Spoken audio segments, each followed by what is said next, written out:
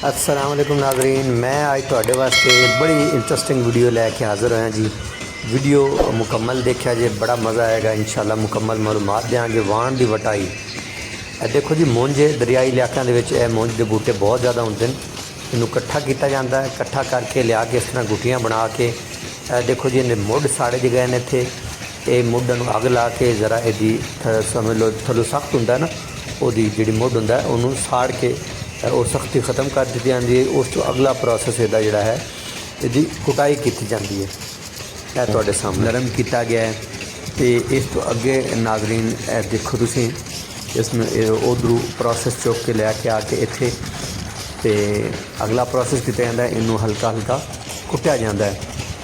उस तो बाद इसनू देखो कुटाई करके यदि तुसी खुद की पोजीशन देखो कितनी सॉफ्ट हो रही है। मज़ीद आले अगे भी ये प्रोसैस होने ने।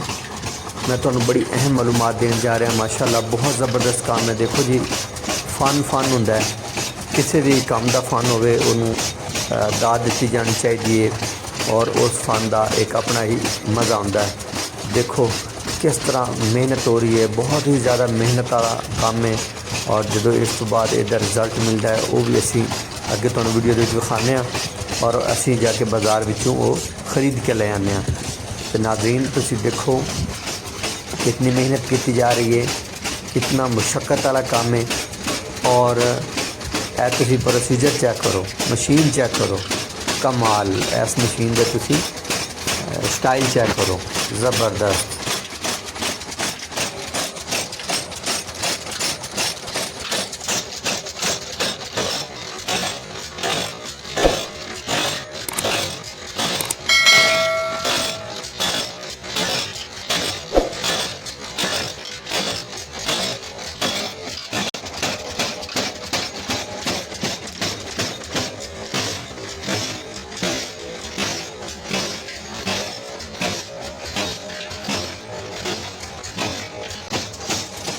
नाज़रीन वाण इवें नहीं वट्टा जाता, इवें नहीं तुसीं मंजियां अपनियां ओन के बह जाते, उन्होंने रात सोंदे।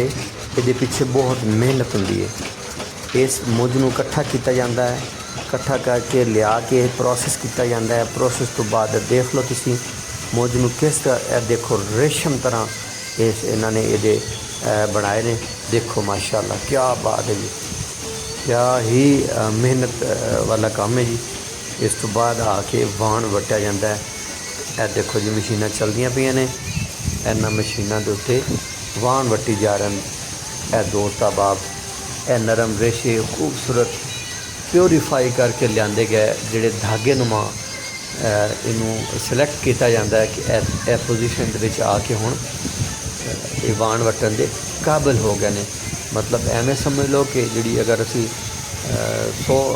10 किलो लैके आने मुंज, तो वो शायद ही 7 किलो मुंज या 6 किलो मुंज बचती हो प्यूरीफाई हो के।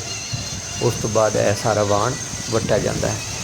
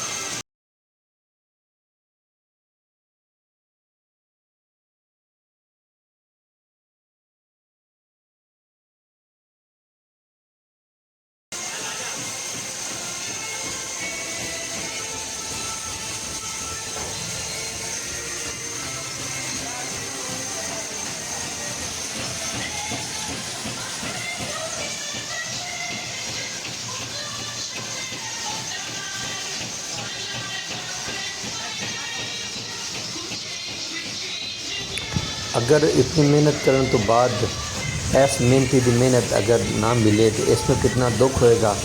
इस वक्त के हालात जोड़े ने वो सब के सामने ने, मेहनत करने वाले नूं पूरी मेहनत नहीं मिल रही। तो यह वाण वट्टण वास्ते कितनी मेहनत की गई है, तुहाडे सामने यह पिन्ना तैयार हो गया और किस कदर मियारी वाण तैयार किया जा रहा है। इतने अज लोकेशन है कबूला आरिफ वाला रोड से बावन नगर से आरिफ वाला दरम्यान दे विच कबूला है। यह कबूला सिटी है, लोकेशन है। देखो किस कदर बेहतरीन मूंज नूं लिया के प्रोसैस करके ते वाण दे प्रोसैस दे विच नूं लिआंदा गया है। तुहाडे सामने माशाअल्लाह जी कमाल मेहनत है। और यह देखो जी 2 वट्टां सुटदे ने ते यह पिन्ना तैयार हो जाता जी माशाअल्लाह।